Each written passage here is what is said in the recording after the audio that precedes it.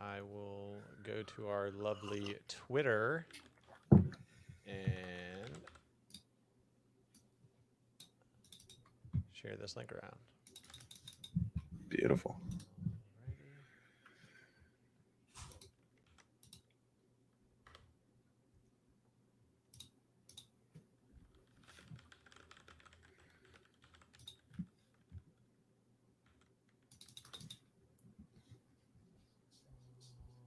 Alrighty. Alrighty. What is up, ladies and gentlemen? It is Tyrael and Kicks. We're here on a beautiful fall Tuesday, talking one of our favorite new passions, prediction markets, specifically a lot of the trades that we're doing on Polymarket. Today, we'll talk a little bit about the big swings in the presidential election, some of our thoughts on it. There's some new interesting markets to talk about. I know, Terrell, there's some mention markets out, and we'll also showcase our new free app that's probably in early alpha, but would love for you all to check it out, play around with it, give us some feedback, some things that you'd like to see that maybe we don't have on there in the different ways that you're using it. But how you doing today, Tyrael? I'm doing great, man. Just was popping on, reviewing some of the new mention markets and some of the new fun swing state markets that came up over the last 2-3 days. Excited to dive into it with you, man. Awesome. Let's do it. Let's hop right in. So first and foremost, let me share my screen. Also, just been some crazy swings on this Satoshi market too over the past 24 to 48 hours. It feels like that was just been like a rubber band back and forth on who's the who will be identified by HBO. Yeah. I mean, why not take a quick look at that right now? That should be one of the top markets right here.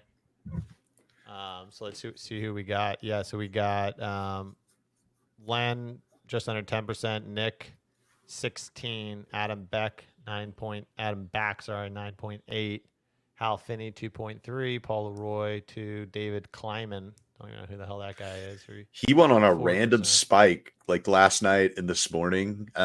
It seems to be like some kind of like coordinated like pump that happened with him. And then it didn't hold at all. There's also a really big movement on this other / multiple one. Yeah. Some brand new wallets, fresh accounts came in and scooped up a ton of the yes side on the other multiple. Was kind of interesting. There's one guy in the comments who's a brand new wallet who claims to be related to somebody who worked on editing the show, who went, absolutely hard on the Adam Back. No, he bought it was like 100 grand worth of Adam Back. No, at like 86 cents. He's like insanely confident on Adam Back. But the funny thing about this market, like across the board, is, regardless of which candidate you look at, there's brand new Anon wallets that have loaded up on boatloads of shares on, any of these. There's wild speculation about, what do people know? Who knows what? I would just caution people to be, careful about what you see, in the comments, what you assume is inside information. You don't really know on these things, right? It could be a crypto whale that just is passionate about the who is Satoshi topic and comes in and dumps, a ton of money into a market. Just be careful on this thing. I actually, a buddy of mine in prediction markets, Mango Lassie, he's a member of the Discord, follows the show. He actually got scammed this morning on a market. The who will win VP debate, according to polls. Apparently, somebody was sharing fake information, a fake Ipsos poll in DMs and in Discords that showed Walls was ahead, and a bunch of people went out and bought Wall shares when, in fact, Ipsos has not released any poll at all, and the market is looking like it's going to resolve Vance. So just like be careful on acting on information that you see in comments, that you see from like random people in a Discord. Like you don't always know the full motivations, right? Yeah, totally. It's dark forest, man. If you trust strangers, you're probably going to get scammed. What's up, Cyber Baby? Cyber Baby says, I suspect that's just a car Smurf account trying to pump the bags. Yeah. Car, very famous, comment manipulator, let's say. But yeah, if you're making trades off of Polymarket comments, I can almost guarantee you will lose money. Not a smart strategy at all. Yeah, I got some of the yes on other multiple in the 40s. I thought it was a good price right there. Who knows? I mean, I think they could say Nick Sasbo. I think they could say, him or someone else, as a part of a group. I think why we've been seeing some weird pumps in these markets, so like the one that you mentioned, is apparently some people have been manipulating these to then launch like meme coins off of like, these characters. So like, to take something from 1 to 8 on a thin market, you could probably do it pretty cheaply, 10K, and then you can go dump a stupid meme coin on a bunch of people for 100K or something. So, just in general, things can swing like crazy. Like Nick went up massive, came back down, came back up. I mean, it's a fun market to trade though. There's been lots of, I think the most fun markets are when lots of people can make money in between resolution, right? There's lots of activity. Like a market that sits 80-20 just doesn't move to resolution is kind of boring. So, yeah, cool to see this, but I think it's anyone's guess in terms of who they would come out and say. It could be a fucking sleeper with Hal Finney, but my research made it seem like, I've done this a few times, that Nick Sasbo always kind of comes up as a top candidate, but it could be a group, it could be all sorts of different things. He was also very into pseudonyms and hiding your identity online, so it wouldn't be, it's kind of weird that he would be so easy to find. But people slip up. The Silk Road guy slipped up, right? Yeah. But yeah, so big moves that happened since last Thursday. I'm sorry you missed last week. I had a stomach bug. It was pretty shitty. No pun intended. And big move in the presidential markets. We've done some analysis, so I'd love to show you all some details on that. But essentially, to sum up, what happened is these two users, a guy by the name, or a person by the name of Freddy999 and someone by like Princess Cameron or something like that, they both bought Donald Trump or Republican yes shares in all three of the Rust Belts, so Wisconsin, Michigan, and Pennsylvania. Originally both of these were like 60 in the 60s for Harris. Correct. And so it came down like all the way down to like 52, I want to say. Now it's kind of settling. This was a neck and neck race. I think Harris maybe had a slight, like a 1% lead, or Trump had a 1% lead. But then this broke out, went as high as 56%, and then coming back down. But what was really interesting was Predict Fun in here saying GM. What's up, Predict Fun? Thanks for listening in. What's up, man? What was really interesting to me is that when those markets moved, the presidential election odds markets did not move.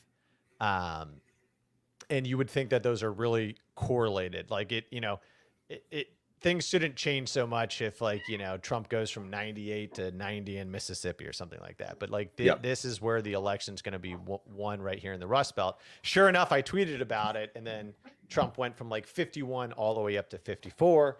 Now he's coming a little bit back down to earth. But what's interesting to me is that the lead is holding pretty strongly in Pennsylvania still. There's a couple different scenarios. First of all, I would think that Pennsylvania odds should pretty closely match the overall election odds, right? So if this is like 55-45, I think the general market should be pretty close to 55-45. But I do think what's happening a lot is that there's two things. One is that as we get closer to the election, a lot of these whales are being more risk conscious of their risk positions on the book, right? And like making sure that they're not getting caught off sides on a position. There's a lot of whales on Polymarket smart money that have traded a lot They're very good at it. And they definitely take a position, but a lot of these people, they're hedged out, or they're leaning one way or the other way, or they have very particular like levels of exposure that they want. And so I think part of it is, I think some of the whales got caught offsides by these buys and didn't really want to hold the risk on these books and kind of had to unwind them. And I think they also hedged out by buying up Trump shares. But now we're seeing a little bit of a leveling out. The other interesting thing too is that like retail money could just be coming in and focusing on the general election, right, and not really trading the individual state markets. And so it will take whales and other participants to like balance that out. Anyways, long spiel. I have a lot of cool data to share, but first I want to go to you, Tiriel, and hear your thoughts on this. Yeah, I mean, a lot of the buying was driven by recent polling data that's come in bullish for Trump and swing states. Wisconsin, Michigan, PA in particular. They were showing Wisconsin and Michigan, which were looking to be substantial Kamala leads, to now basically toss-ups that are within the margin of error, right? So, when you're talking about all of these main states where, leads were whittling away for Harris, all of a sudden her election odds start to become a lot more questionable, right? If Trump wins multiple Rust Belt states, Harris's path to 270 is significantly harder. So I think that, there's also some macro plays as far as, people adjusting their positions. But the main driver here is the polling data that's coming in that's making this seem a lot closer than people thought. There's actually some interesting markets.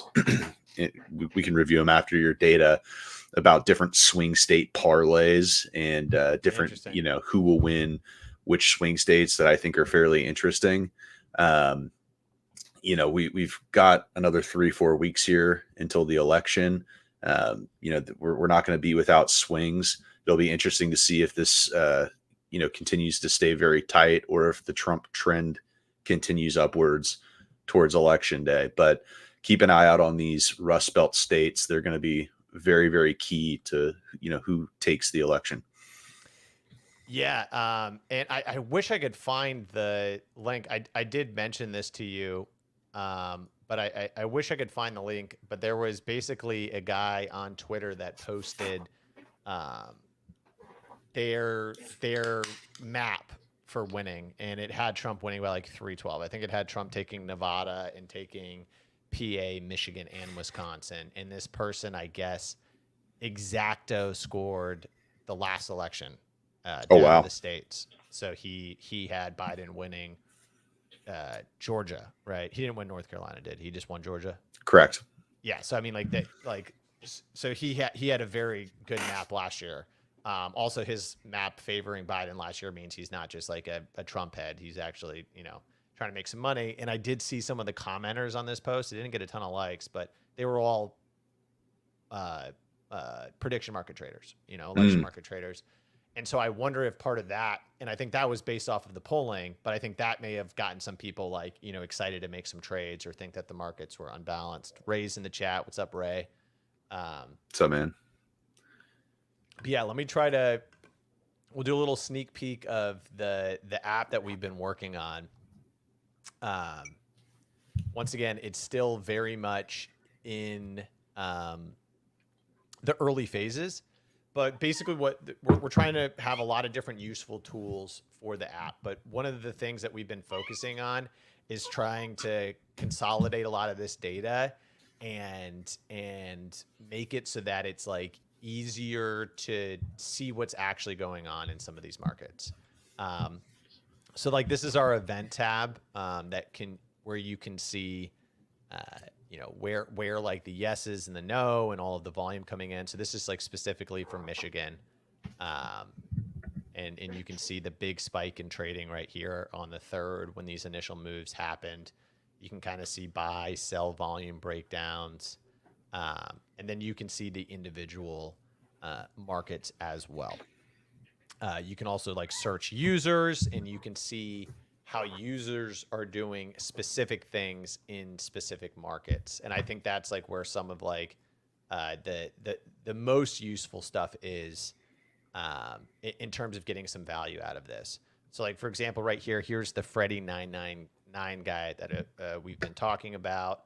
You can see that he's going long on Trump pretty much everywhere. But you can see, like specifically, let's look at this user in this specific market.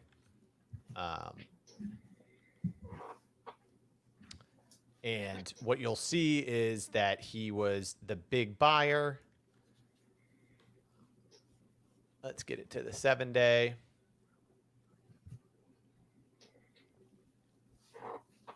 He was the big buyer right here. So we can see he came in big, bought like Michigan presidential election winner shares. He's done some small ads like once per day since then, but like scooped up the majority of his position. Also hasn't sold anything yet. So it wasn't just like a quick in and out swing trade or anything like that. What was really interesting was 50 pence and some of the other whales. So once again, for someone to market buy that much, there has to be someone else on the books, right? That's like taking the other side of these market buys. One of those guys was 50 pence, and 50 pence had a lot of like picked up a lot of these shares, which I thought was really interesting. And I was basically following 50 pence to see like, okay, will 50 pence actually like hold on to these shares? And sure enough, 50 pence started to de-risk some of these shares, which I thought was super interesting. Here is an example of 50 pence on the Pennsylvania market. It's possible he had, just a big amount of like market making that he was doing on some of these. And then when the big market buys came in, he got kind of caught with his, with more shares than he really wanted to have on the books. Exactly. And now he's got to, exit some of these positions. It makes a lot of sense. Exactly. Because a lot of these people, they want to be on the books and they want to market make, earn the rewards, but also like kind of like catch dumb money, right? Or catch some things that aren't working out well. But then sometimes someone will come in and make a buy, and as you can see right here, like catch them offside. So this is 50 pence, like catching the other side of the buys, right? Yeah. And catching the other side of another buy. But then you can see him now starting to like dump out and want to de-risk his position in these markets, and that's really interesting to me because. I think what it means is that even the smart money, regardless of their political beliefs or whatever, they think that Trump has a shot at some of these. Else they wouldn't be dumping their shares, or maybe they're trying to de-risk in another way, shape, or form. But I think like a lot of people, they see these buys and they want to create this whole conspiracy theory, like that literally Elon Musk himself was the one that is controlling this account and making these moves. And in reality, like how these markets work, if these moves were dumb or not based on data, people would gladly gobble up the other side. But I think what we're seeing is we're seeing some of these moves kind of be sticky, especially the one in Pennsylvania. Yeah. And I think that's really significant. Yeah. I mean, if you think about it, step back to a couple months ago, it's actually kind of crazy. Harris has really only been in the race for, 70, 80 days. Right. And, when Harris first won the nomination, we were talking, about how she's going to enjoy a nice long honeymoon period with the media. Right. She's going to have a lot of positive press coverage. There's going to be a lot of energy around the campaign. She's going to be raising a lot of cash. And as we get closer and closer to election day, that honeymoon period kind of ends, right? And the reporters start asking the hard questions, as does the electorate, right? And we start getting a little bit more into the issues. It becomes a little bit less about vibes, a little bit more about policy and the reality of where the country is, right? And as you're seeing, things shift, that's where, these odds are now changing. I still think this is a toss-up, 53%, 54% in favor of Trump is a little bit high. And you also have to think like that's still within the margin of error, right? On a poll, usually is a couple points within the margin of error. So really, you're still looking at about a 50-50 toss up, incredibly close race. I see a lot of people just on both sides getting crazy on Twitter about like, oh my God, Harris is winning now. It's a It's failure so of great. the education system, because I Yeah, think that these I don't think people learn probabilities in school, which is no, like, if you're a sports bettor, a great way to think about like 52% versus 46% is like, that's like the underdog being like a plus 110. And like Trump being like a minus 110. It's pretty much straight money. It's not like, yeah, if it was 80-20 or something, yeah, then your candidate's going to fucking lose. But this is very much in the toss up range. But I do think that the Rust Belt stuff is pretty interesting. And to share, we do have some smart money. Like, for example, Yatsen, he's almost made $1 million. He's been gobbling up, or had gobbled up, some of these shares. Like, he's betting. He has $160,000 on a Democrat winning Michigan. He has a Democrat winning the Pennsylvania presidential election. Yatsen's a very much of a swing trader, so I'm not sure he'll hold these things all the way through. But like, for example, right here, you can see like the Michigan and the Michigan. And let's see if I can get it up on his profile on our new app. Let's see if the Michigan one will show up here.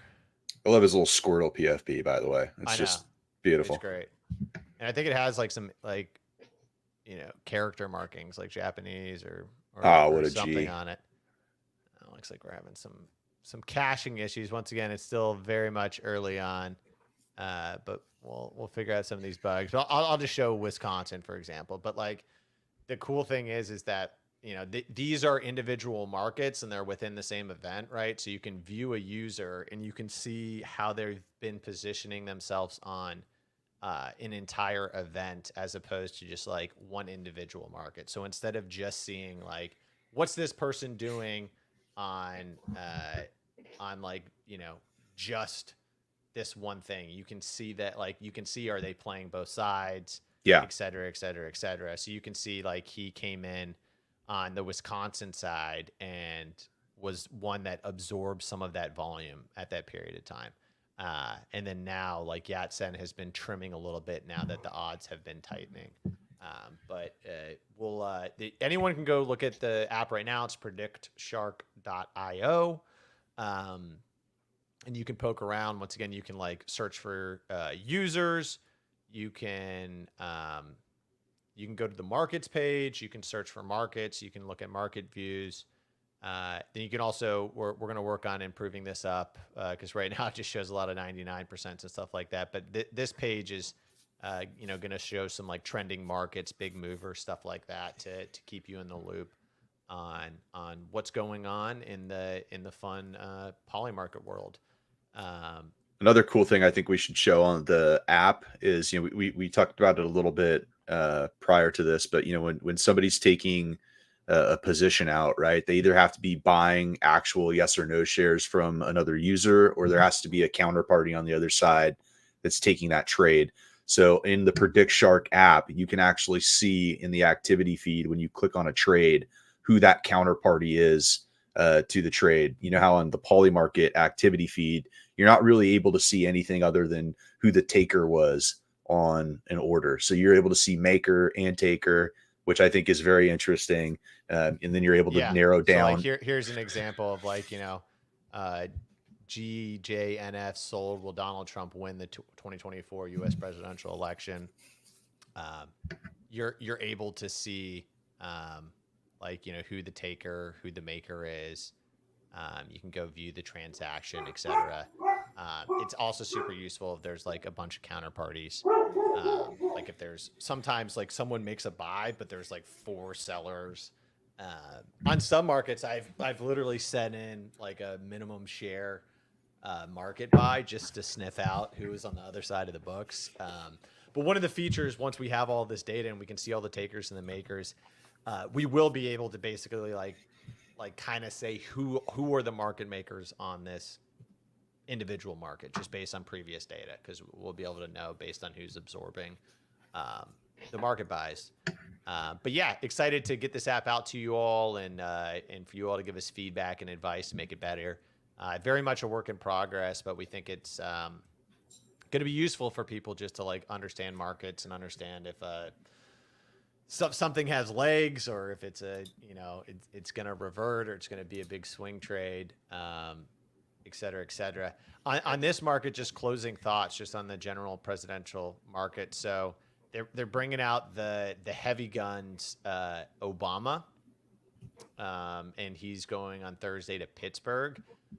I think one of the challenges for the Democratic Party, and they're kind of doing a Hillary thing, is they're kind of playing the whole map instead of trying to like attack a path of victory. And I think hopefully they probably have learned from that.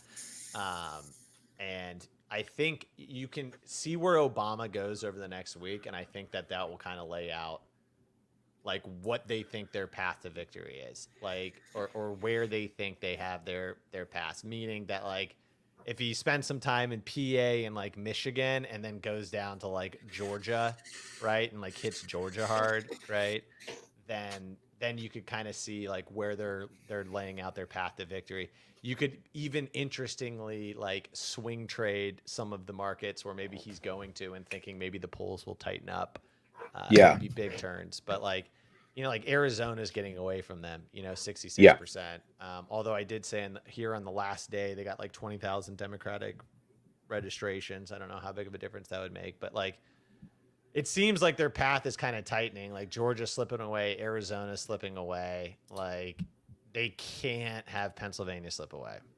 And they certainly cannot be having tight races here. Cause like if they lose one of these three, or sorry, rather one of these two, then they have to pick up in North Carolina and Georgia.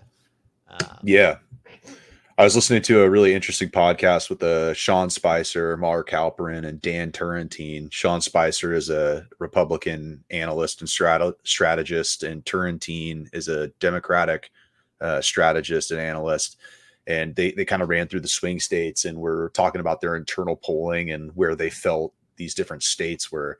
And interestingly, Spicer felt that North Carolina wasn't nearly as much of a lock for the Republicans as some of that public polling suggested. And Turrentine also felt that it was a little bit more in play than the public polling suggested. But they also both noted that Pennsylvania was swinging in Trump's favor, and 100%. Michigan and Wisconsin were both basically toss-ups according to internal polling. So like, it was kind of interesting to see that information. And that's probably why, they're sending out Obama to Pittsburgh. They've got to shore up PA. They have to win PA to really have a path to 270.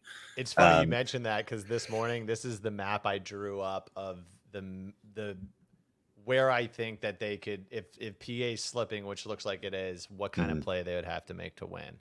And that's where you're seeing the North Carolina play and the Nevada play. You know what I mean? Is those are super key. But even in this situation, it's like if Michigan or Wisconsin falls, it's going to be looking really tough for the Democrats to pull this out. Oh yeah, I mean, it's over at that point. I mean, if the map's like this, then I mean, like, what are they going to win Georgia and North Carolina? I mean, I guess it's possible. I mean, both Turrentine and Spicer like very firmly said Georgia is going Trump. Like they felt like that was just going to be too difficult. Same with Arizona. Why I think it's literally coming, like the fight's coming down to these three states right here. And that's why I think it's going to be really telling where like they send Obama. Yeah. I have a hunch that he's going to go to these three states, and that's what they're going to want to fight over. And I think like, Obama is popular. I mean, it didn't help Hillary win, but it could swing some polling a little bit. But yeah, I was thinking like if you wanted to be a wild one, you could try to swing North Carolina a little bit, but it's tough to do that when the market's like slipping away on these. Don't Michigan and PA go together fairly often? I think I remember reading something about that. Like a lot of times. Yeah, a lot of times those PA, Michigan, and Wisconsin are all very correlated. It kind of ends up in a sweep. But this is kind of a weird election cycle. It's unprecedented in terms of when the candidates, like, both of them were in the race, right? We were just talking about 70 days ago is when Harris really just got into the race. There's been a lot of demographic shifts over the past 4 years in all these states. There's also been just shifts in some of the political messaging with the economy. So I think, like, some of these states could split, right? Like Georgia splitting in 2020 was a historic flip for the Democrats. Like, Georgia has been red for a long time. So, it could be possible that you see some other interesting surprise flips in this election. North Carolina could be the sleeper that ends and I up also flipping. heard that, like, Harris is slipping amongst males, and they really think, like, she's got to, like, lock up young adult females and like crush, like, the amount of people, like, showing up. And so I was wondering if, like, North Carolina, I know that's gotten a lot of, like, new young families moving in, yada yada yada. Wouldn't be surprised if they make a strike there. But let's move around. Let's see some other markets that you're interested in. Kind of in that same vein here. There's a market for the Rabois parlay, Rabois. I'm not French, so I have no idea how to say this in particular, but this is an interesting one. Will Trump win PA, Michigan, Georgia, and Arizona? So this has recently been taking a little bit of a spike due to some of the recent polling data that's come in. And,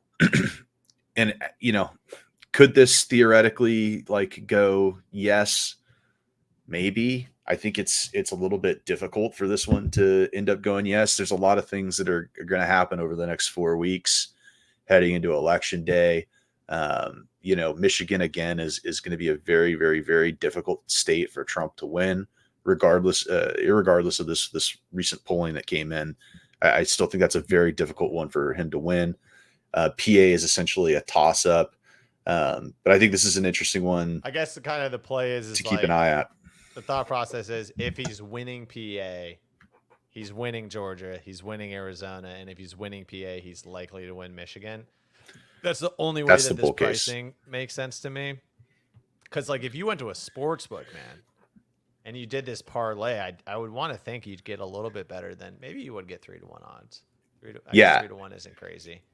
And I think this is kind of an interesting one to potentially swing trade, right? Like, because things, as the election goes right now, they're a little unbalanced. They're going to go more towards that toss up in all of these different states. So you could potentially swing trade the no, or you could buy a yes, later down the line in a few weeks, if you think that this could happen, right? And potentially get some juicy odds, because this will dip down into the 20s or the teens. This won't hold at 34 as the additional polling comes in.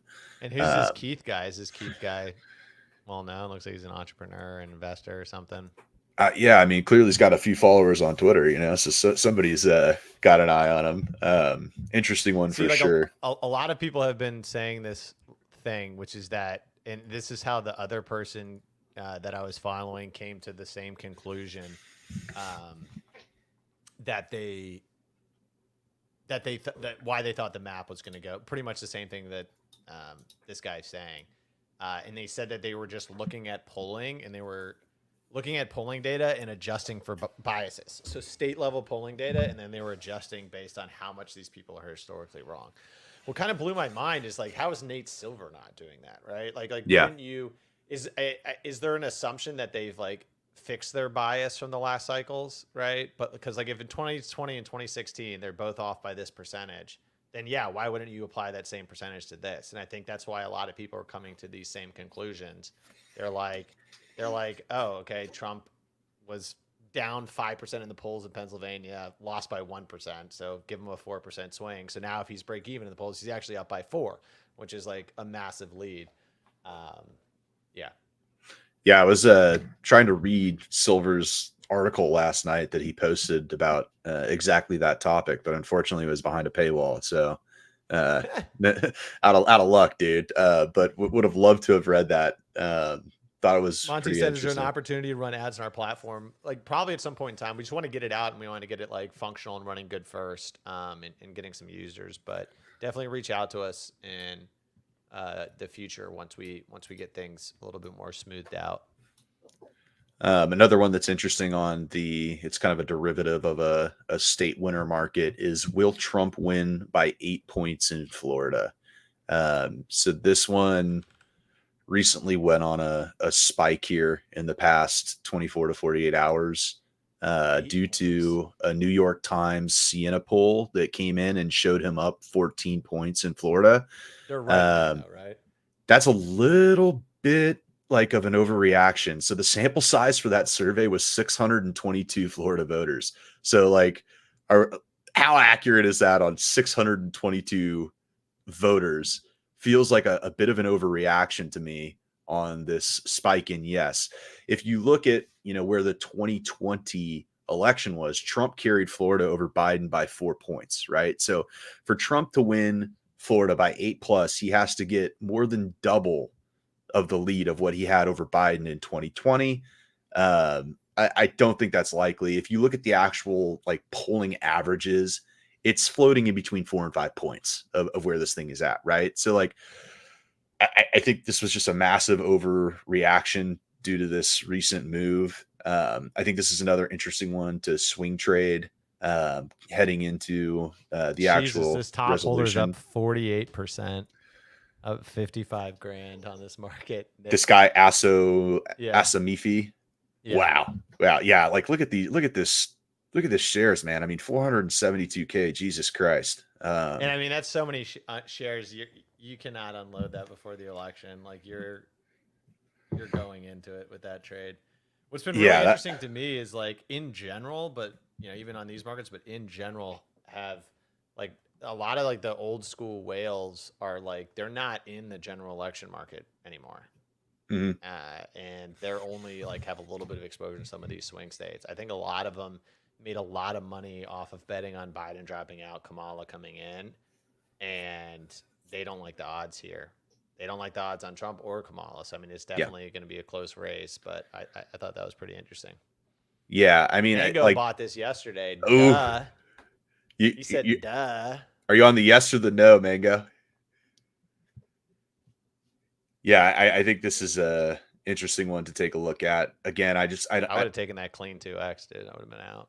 Yeah, same, dude. Because I don't see Trump winning by double the amount that he had over Biden.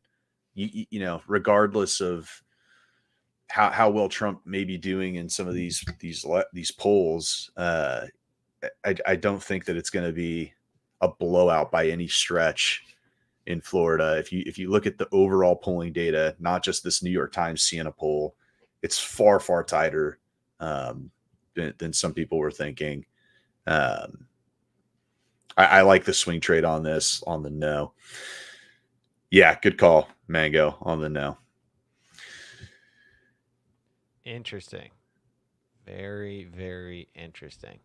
Yeah, I definitely don't have any reads on these things. I mean, here's what I think's interesting, and maybe this is just my bias on the on what I see on Twitter, but I've seen more people that seem like credible, right? Of course, you'll have like crazies that'll just say shit, but I've seen more people that like seem credible that are saying that they think like Trump is going to blow it out versus Kamala blow it out, which is interesting. And who knows, maybe it's over enthusiasm, maybe it's like overfitting polling data or something like that. Yeah.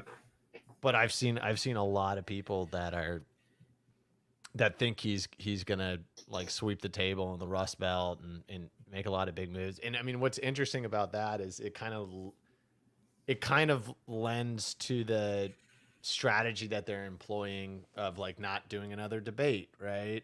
And I think especially after Vance is debating against Walz, they're like, we're no chance. We have nothing to gain by going into another debate. Yeah. Second debate chances are cooked. Like exit that position if you have it. It is not going to happen. I took an L on that one, because I thought there would be another one, and then after that Walz Vance debate, and then this recent polling change, there's zero chance that guy goes back and debates her again. He has everything to lose at this point, versus Harris. Harris is going to be very well prepared for a debate. She's a prosecutor. She by no stretch is a pushover. She will do a great job. So it's like, why would he go back in and risk it versus her? I feel like the Democrats need some sort of smoking gun or some sort of catalyst to make this thing swing. I think that's why they really wanted the debate, because I think they need some sort of catalyst to like buck this current trend that we're seeing. Like other than Trump like successfully getting shot, they've sued him for $500 million for sexual assault. He's a convicted felon in New York City, right? He has like he's been impeached twice. The Stormy Daniels will grab him by the pussy. I can't think of any other thing that they could pull out of a hat other than like Trump. Here is like a video evidence of Trump handing Putin the nuclear codes to the United States. Like other than something like that, I don't know, man. What the catalyst could be, because I'm being honest. I'm not being biased. I am being honest here. I think that like Hillary Clinton and when you hear like Hillary Clinton would have slayed that 60-minute interview. Yeah, she knows how to defend positions. She knows how to she's work a skilled politician. Work her way out of tough questions and conversations. I was listening to some snippets on the 60-minute from Kamala Harris, and it's like, she can't even address the border, or like tries to basically make it seem like there was not a bunch of people coming across the border for the first 3 years. And it's just like, that's not like no one will believe it. It's not credible. Right. Yep. Nor can you just say like, oh, we need Congress to do something, because like Trump was certainly capable of closing it down. But then they're also trying to say we got the border crossings down by half. So then anyone logical is like, well, if you did that recently, you could have done it. Why didn't you do it 3 years ago? And they can't answer that. And I think it's just this like circular loop of a question. I mean, I don't envy her. She's like in a tough spot where like these weren't directly her decisions, but she is getting pinned on like the responsibility of them. I heard there's some internal fights in between Biden and Harris things. Yeah. If I was Harris, you're out of options, I would start throwing fucking Biden down under the fucking bus. I don't know why she hasn't so far. Like it's actually been crazy. So like, the reality of like presidential election politics is the vice president is the weakest position to run for president as. It's only been won 4 times in the history of the United States by a VP. It's a very difficult thing. And why is that? It's because you're attached to the sitting president and all of their policies. And the way that generally America works is they want to elect the candidate of change. They want something new and fresh. They're tired of the last 4 or 8 years, and they want to do something new. And so like the way that Harris she's done nothing to separate herself from Biden is truly the most shocking thing about this election is from day one, she hasn't done it. And then you've seen some of this stuff is like hindsight 2020, but like she should have been like, Biden's old. He doesn't get crypto. I'm pro crypto. Right. Yeah. And she would have shored up a lot of male support, not a lot, but like probably some strong male support, and gotten a lot more vocal support from influential males in the crypto space that could have swung some more votes. Right. Like, absolutely. Like or issues like that. She could have said he was asleep at the border. Exactly. Right. Exactly. And like, I've been pressuring him the past couple of months to clean it up. Absolutely. I mean, look, like at this point, I don't know why she, isn't kind of throwing him under the bus. He's going out of office. It's actually kind of like telling. So like when you're running a political campaign, a key thing that the other politician does. So if Harris has an event at 12 p.m. in Pittsburgh talking about the economy, I go out as the Republican and I talk at 12 p.m. about the economy in Wisconsin. It's called counter programming. And what's very interesting is Biden has been doing the counter programming on Harris over the past 3 days, dude. Like, fucking insane, like Harris goes out and has a speech today, and Biden has a speech at the same exact time talking about the hurricane. Yesterday he did the same exact thing in a press conference. It's just, and Biden hasn't come out talked at a press conference in years. Like, it's just very weird. It lends a lot of credence to what you said about these rumors of the infighting going on between Biden and Harris. The whole way that he left the race, and it was just it was odd. He got pushed out, right? Like, he said that publicly. You have to think that there's a little bit of sore feelings in there about the whole thing. And I saw Harris, one of the 60-minute clips yesterday where she was talking about the reporter asked her, you got put in this position without earning any votes.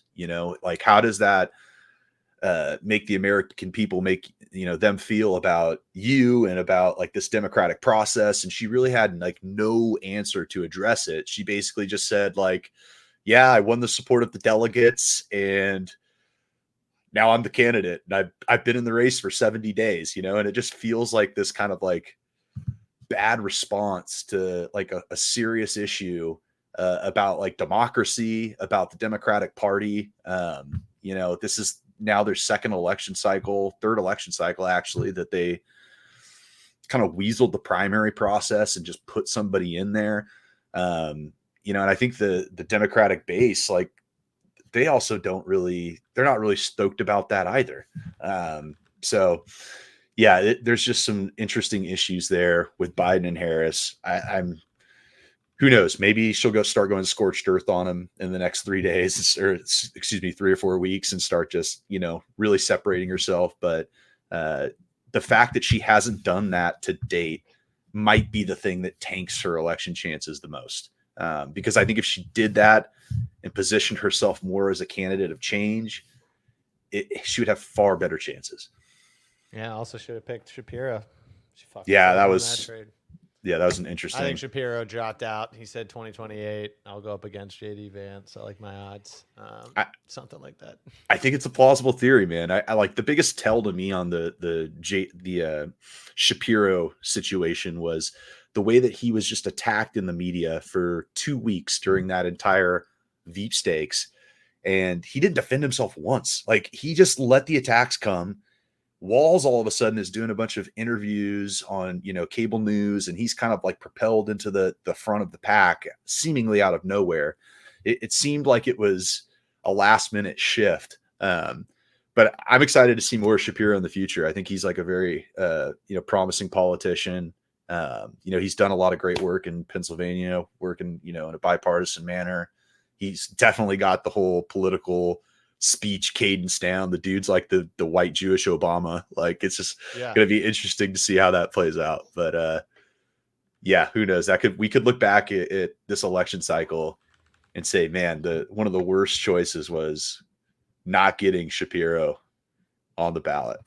Yeah, because his team in Pennsylvania literally said, "You get me in this," and Pennsylvania's a lock. And I bet they're looking back at that and saying, "Yeah, man, Pennsylvania being a lock would make things a little bit easier right now." But we'll see. But yeah, we got to wrap up. We got a call, little video game design call. So we're gonna wrap it up right here. But thanks for tuning in. This was very presidential election market focus. We generally talk a lot of different things too. There's crypto markets, business, science, politics. There's some sports markets as well. On our Thursday show or Friday show this week, we'll share some more of that. Please follow Predict Shark on Twitter, and you can join us in the Discord where we talk a lot of picks and plays. Tyriel shares a lot of his favorite mention market picks, for example, early in that chat as well. Yeah, Cyber Baby, new game in the Midnight Heist universe. So excited to share that with you once it gets closer to the finish line. But thanks again, everybody out there, for tuning in, and we'll see you again later this week. Thanks for tuning in, y'all. We'll see you on Thursday.